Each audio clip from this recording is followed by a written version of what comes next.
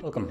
In front of me is a Nokia 8110 4G from 2018, and today I'll show you how to clear browsing data on this device.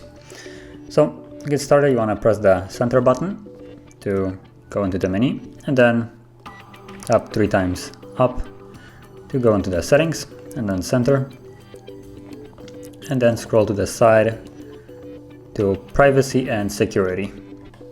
Grab it so I can actually use the down key now.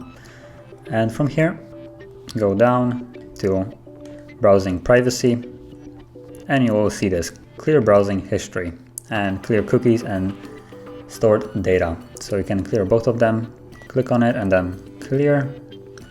Then again, select by center and clear. And both of them are now cleared and entire history data is completely gone.